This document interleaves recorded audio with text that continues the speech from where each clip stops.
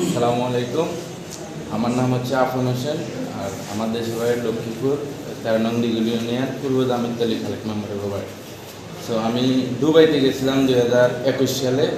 দুবাইতে যাই, ওইখানে আমি 3 বছর ছিলাম, সরি 1.5 বছর ছিলাম।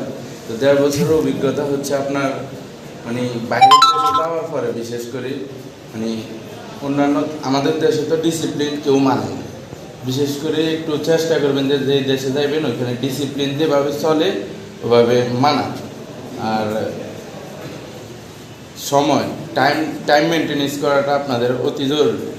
যেমন হচ্ছে অনেকে আছে যে একটা বাইরের দেশে একটা ফিক্সড টাইম থাকে যে 8টায় আপনার ডিউটি। তো কেউ চিন্তা করে যে 8টা বাজে ঘুম থেকে ওইটা আমি ডিউটিতে যাব, ওইটা না কইরা আগে বাগে মানে তাড়াতাড়ি উপস্থিত থাকাটা আপনাদের অতি জরুরি।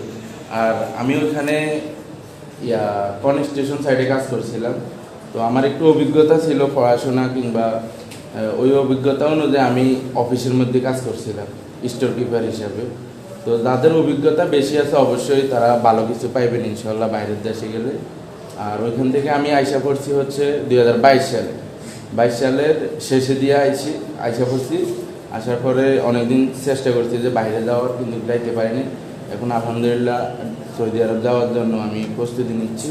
তো অবশ্যই সবার প্রতি ভালোবাসা রইল, অবশ্যই সবাই এভাবে যাইতে পারেন, এটা দোয়া করি আপনাদের জন্য, কিংবা আমার জন্য সবাই দোয়া করবেন ইনশাআল্লাহ।